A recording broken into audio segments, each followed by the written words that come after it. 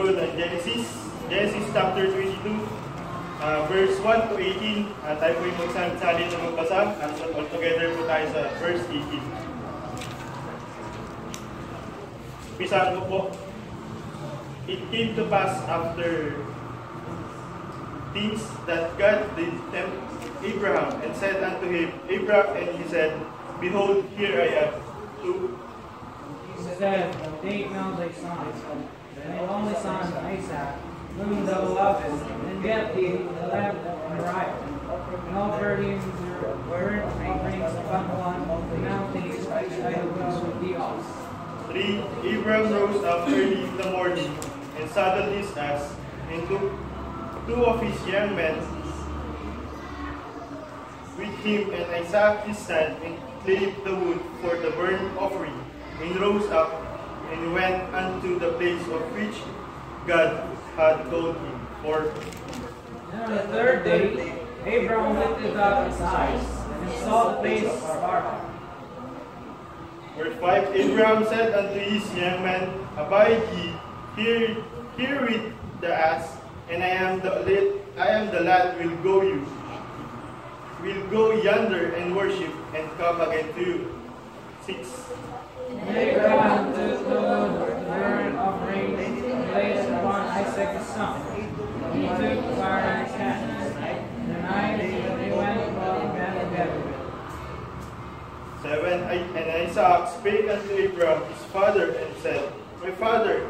And he said, Here I am, my son. And he said, Behold the fire and the wood, but where is the lamb for a burnt offering? 8. And Abraham said, My son, God will provide himself a lamb for a burnt offering. So they will walk them together. 9. And they came to the place which God had told him of. And Abraham built an altar there, and laid the wood in order, and bound Isaac his son, and laid him on the altar upon the wood. 10. And Abraham stretched forth his hand, and took the knife, and laid it on. The angel of the Lord called unto him out of heaven, and said, Abraham, Abraham. And he said, Here I am. 12. He said, Lay not thine hand upon them, neither thou anything unto him, for now we know that the Spirit of God, seeing thou hast not acknowledged thy son, thine only son from me. 13. Abraham lifted up his eyes, and looked, and behold behind him, and ram caught in a thicket by his sword. And Abraham went and took the ram, and offered him up for a burnt offering in the stead of his son. 14. And Abraham called the name of the place Behold Uriah. And it said today, the mouth of the Lord shall receive us. And the angel of the Lord called unto Abraham out of heaven the second time. And raise thou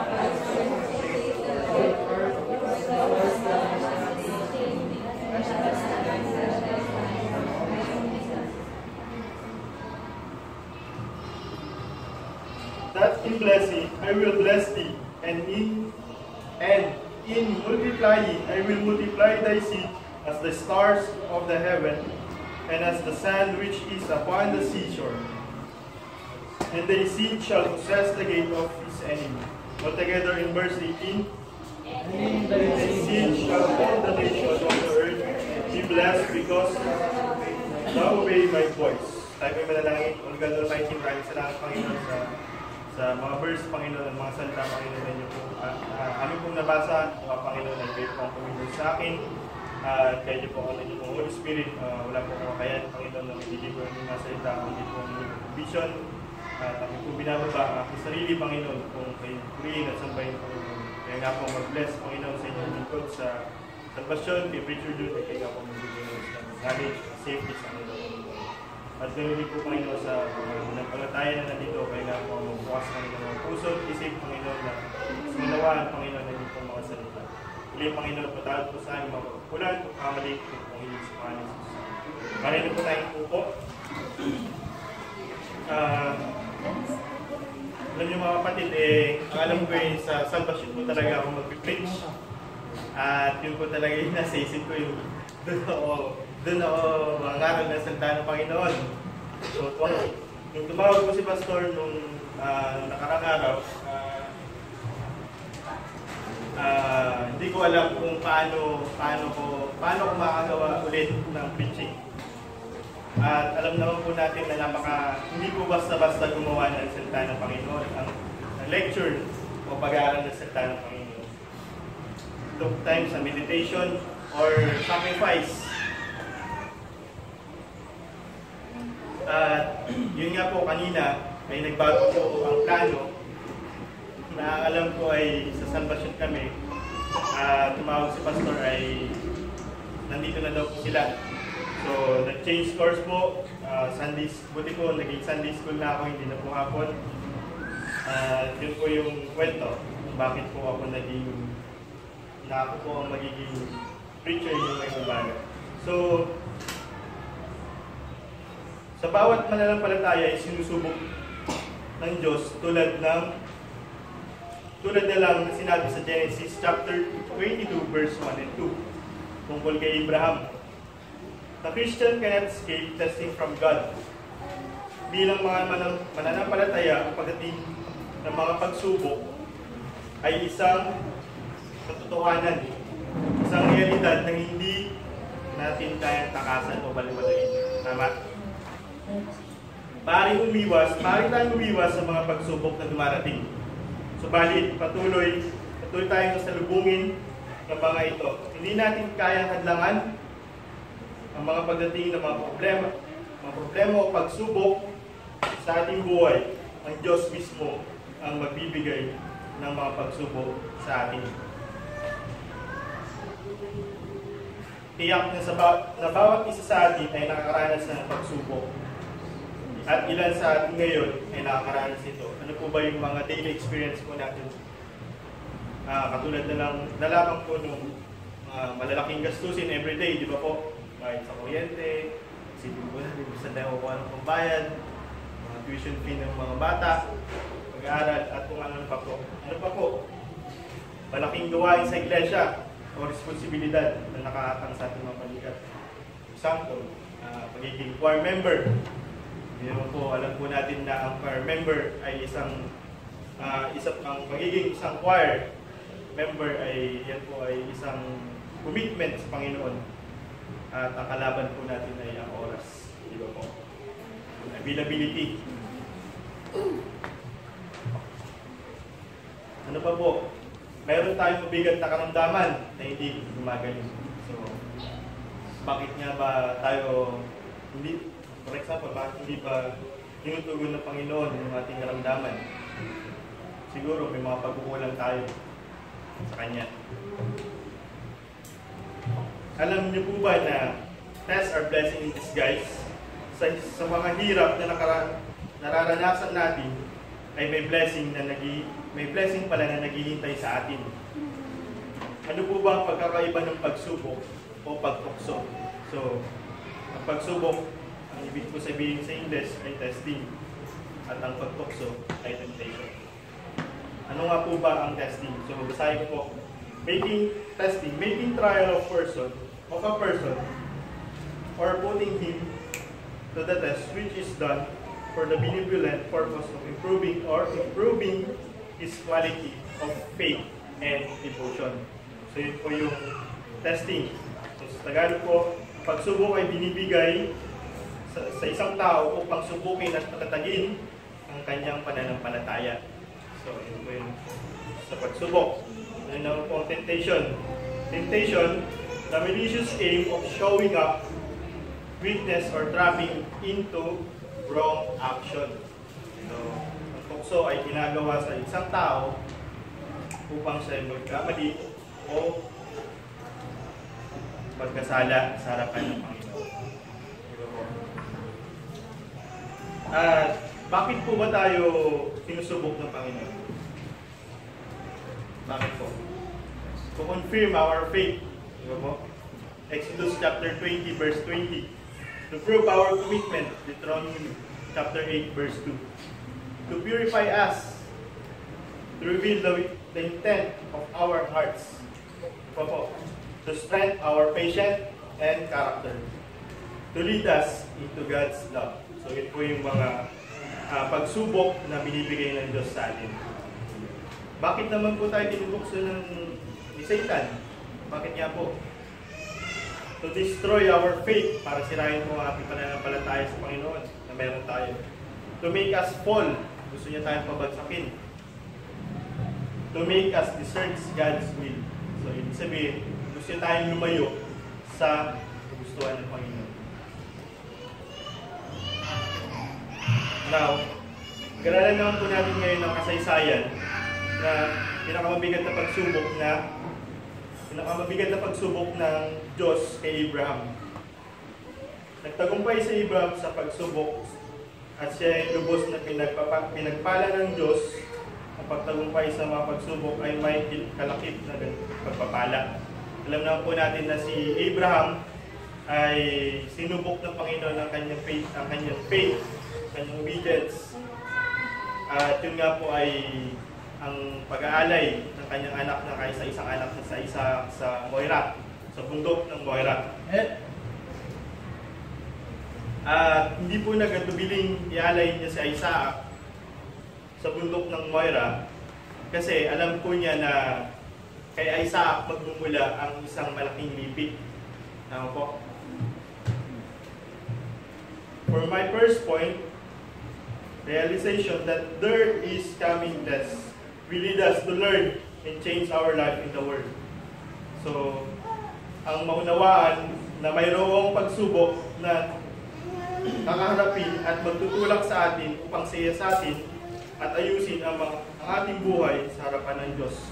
Genesis chapter 22, verse 1, verse 3 and 4. So, ang title po ng aking text ay God's testing of His faith. Ang tamang pagtugon at pagtagumpay sa anumang pagsubok ay nagsisimula sa pagkabatid, pagkaalam na mayroong pagsubok na dumating sa ating buhay. Ang hamon ay nagsisimula kapag nalaman na natin na may pagsubok na kailangang harapin. Paano po ba natin malalaman na ang pagdating ng pagsubok? Number 1, masamang balita. Ano po ba yung masamang balita na yun? Minsan, yung masamang balita na yun is hindi po chismis. Masamang balita for example, may kamag-anak natin is binawi ng buhay. Masamang balita para sa atin po yan. Number 2, isang kabiguan, failure. Failure po sa atin. Ano po yung sabihin nun? Minsan, yung failure, hindi tayo nakapasa sa exam, sa ano pong o sa trabaho na ina-apply po natin, so yun po yung failure. Bagong responsibilidad. Ano po ba yung mga bagong responsibilidad? For example, nagkaroon ka ng bagong commitment sa church na ikaw ay magiging isang choir member. Or, for example, sa akin, na binigay po ni Pastor na responsibilidad na may mag-preach sa inyong harapan. Ano pa po? Mga problema at iba pa. Pag nilaman po natin ito, ano po ang gagawin natin? So, ano po ba ang gagawin natin? Ano po ba ang ginawa ni Abraham noon? Sabi nga sa verse 3 and 4, tinanggap niya ito, kailangan natin tanggapin ang mga pagsubok. Diba po? Hindi nagatubiling tinanggap ni Abraham yung sinabi ng Panginoon na ialay niya sa bundok ng Moira. Ano ba ang nangyayari sa buhay niya? So number 1, ang pagsubok na lisanin ng Ur, yung lugar po. At pagtungo siya sa lugar na hindi niya alam. So ginawa niya po yun. Sa Genesis 12, verse 1 and 3. Ang pagsubok na pinagkatiwalaan, pangako ng Diyos, siya'y magiging isang malaking libing. Kaya wala naman siya na wala pa rin siyang anak. Alam naman po natin na napakatagal niya nagkaroon ng anak kay Sarah. Kay Sarah.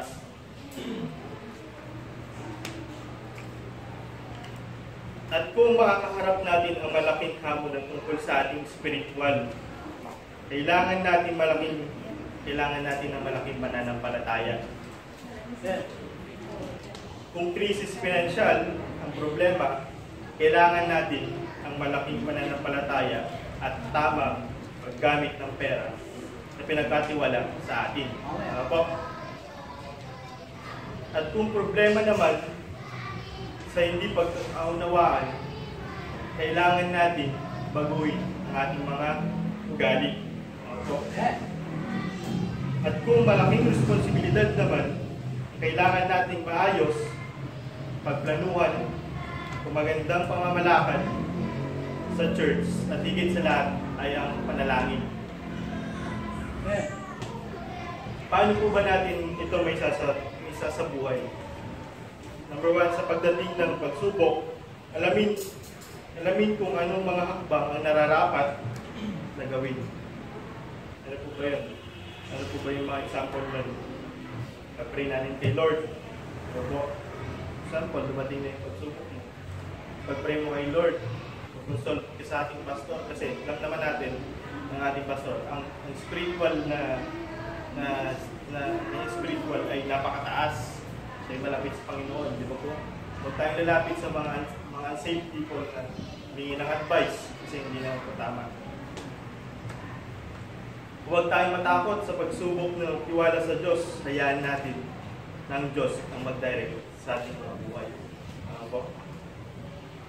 So, may pagsubok ka na nga, may problema ka na nga, hindi ka pa pupunta sa church, nag-backslide ka pa, lalong mapapalayo ka lang sa kalooban ng Panginoon. For my second point, the right way to face the test will give us a higher faith than before. Genesis chapter 22 verse 5 and 8. And Abraham said unto his young men, Abide ye here with the ass, and I and the land will go yonder and worship and come again to you. Verse 6, Abraham took the wood of the burnt offering and laid it upon Isaac his son. And he stood the fire in his hand and knife, and they went both of them together. Verse 7, And Isaac spake unto Abraham his father, and said, My father. And he said, Here I am, my son. And he said, Behold the fire and the wood, but where is the lamb of burnt offering? Verse 8, Abraham said, My son, God will provide himself a lamb of burnt offering. So they went both of them together. So makita po nyo doon, yung pananampalataya ni Abraham. Nagtaka si Isaac kung bakit wala silang dalang iaalay sa Panginoon. Hindi alam ni Isaac na siya pala ang iaalay sa Panginoon. So, second point ko po, ang tamang pagharap sa pagsubok na magkakaloob sa atin ng higit na lantas ng pananampalataya kay Sarah. Genesis chapter 22 verse 5 and 8. Inabot unang 2 araw ang paglalakbay ni Abraham at Isaac patungong bundok ng Moira. Po, bilang ama, mahirap ito sa kanyang puso, subalit mahirap din sa kanyang pag-iisip. Genesis chapter 21 verse 12. Sapagkat naniniwala siya na kay Isaac magmumula ang sinasabi ng Diyos. So yun nga po yung sinabi ko kanina, na naniniwala siya sa sinabi ng Panginoon na kay Isaac magmumula ang isang malaking titik. Dito sa verse na ito, makita po natin yung extraordinary faith ni Abraham. Nawa po, yung obedience ni Abraham sa Panginoon, kung paano niya po sundin yung inuutos sa kanya. Niisip niya na positive na paraan na ang pag-aalay niya kay Isaac sa Diyos ay isang pagsamba sa Diyos. At naniniwala siya na ibabalik ng Panginoon sa Isaac na dahil nga dun sa pangako ng Panginoon na si Isaac ang magsisimulan ng malaking isang lipi. So, in Hebrews chapter 11, verse 19, God helps our faith. God helps our faith as we face the test. Ang mga pagsubok ay laging higit sa ating likas na kakayanan. At kadalasan ay mga bagay na ayaw natin. Subalit tinutulungan tayo ng Diyos. Inaalalayan niya ang ating pananampalataya habang matapat nating hinaharap ang mga pagsubok. Ang mga pagtulong sa atin ng Diyos habang sinisikap nating harapin ang tapat ang mga pagsubok at nagbibigay sa atin ng pag-asa para magpatuloy. So, paano ulit natin siya isa sa buhay? Humingi tayo ng gabay at panalangin sa mga kapwa natin Kristiyano na matatag ang pananampalataya gaya nga po sabi ko kanina. Magdepende tayo sa direksyon ng Panginoon, hindi kanya iiwan o bibiguin. Kung ikaw manatiling tapat sa Panginoon. So, yun po yung sinasabi ko kanina na may problema ka na nga, nag-backslide ka pa, tumayo ka sa will ng Panginoon, lalo ka na magkakaroon ng problema.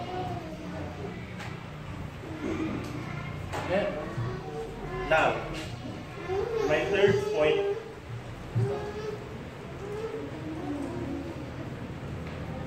victory over trial will open yourself to be ready to accept the blessing from God. Genesis chapter 22 verse 19. Ang pagtatagumpay sa pagsubok ay pagbubukas ng sarili upang handang tanggapin ang mga pagpapala ng Diyos. Genesis chapter 22 verse 19.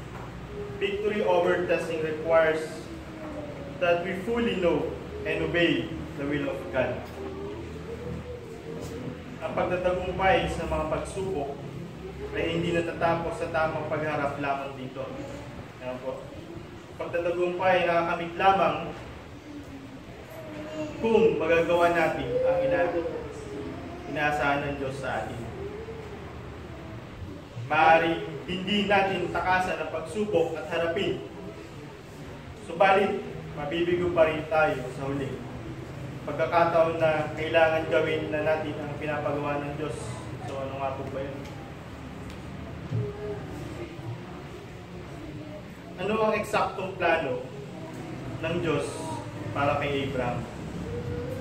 So, number one example. Una, patayin niya ang kanyang nag-iisang anak na sa Isaac. So, isipin niyo po yun. Sa isa-isa niyang anak, papatayin niya.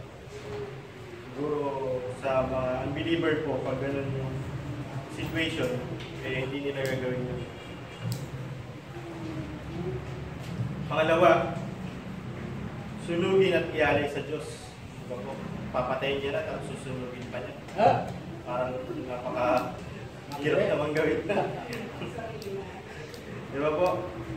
So makikita po natin din yung pananampalataya niya. Subalit ito ay para lamang subukin si Abraham kung handa pa talaga siya. Yan doon ang kanyang anak. In Deuteronomy chapter 12 verse 31 and Leviticus chapter 20 verse 1 to 5. Sa bawat pagsubok na binibigay ng Diyos, nais malaman ng Diyos ang totoong nilalaman ng ating puso. Amen. In Deuteronomy chapter 8 verse 2, kapag tayo sinubok ng Diyos, nais niyang malaman kung handa ba talaga tayong sundin ang kanyang kalooban. Exodus chapter 16 verse 4. Getting victorious over tests requires that we triumph over emotions. The situation of Abraham is not easy. It was an emotional moment for him. Ang pagsubok na iyon ay maaaring dumurog sa kanyang puso. Subalit, napagtagumpayan niya ang pagsubok na pinagkalap sa kanya ng Panginoon. Number one, ang kanyang determinasyon ay sumunod at ang kanyang pananampalataya na sa isa ay babalik. Bakit niya ginawa yun? Kasi alam naman niya na nanindigan siya doon sa sinabi ng Panginoon na kaysa magmumula sa malaking libig. So ano po ba yun? So yung 12 tribes kay Isaac nang galing. So alam niya na ibabalik niya si Isaac dahil nga doon sa pangako ng Diyos. In Hebrew chapter 11 verse 9. Chapter 11 verse 9 to 19. Paano po ba natin yan sa buhay ulit? Huwag natin hayaang paunahan tayo ng ating emosyon. Pagtuunan natin ng pansin ng pagsunod sa plano ng Panginoon. Number 2, lagi natin tandaan na bawat pagsubok na ating pagtatagumpayan ay may pagpapala mula sa Diyos. Ano po? So, lahat naman po tayo siguro dito ay may mga pagsubok na kinakaharap. Hindi lang po financial or hindi din po sa marriage life, hindi marami po iba. So, nais ko pong wakasan yung isa na sa bawat pagsubok na ating kinakaharap ay binigyan ng pananampalataya mula sa Diyos. Hindi po ito iniiwasan po, hindi tinatanggap o niyayakap. Hindi po natin kailangan baliwalay yung mga pagsubok na dumarating sa atin. At ang Kristiyano pong umuwi ay kinapalulooban ng patuloy na pagharap sa mga pagsubok at pagtagumpay sa mga ito. Kailangan po natin ito para sa ating spiritual na paglago. Tama po? So, alam na po natin na kung may problema tayo, nalangin tayo sa Panginoon. Kaya nga po meron tayo Wednesday night. Pag-pray mo doon. Lumapit sa iyo, pastor. Magpa-comfort ka. So, yun lang po ang aking naisibahagi at tawag ko po ang ating pastor sa kanyang kalagayan. Maraming salamat po.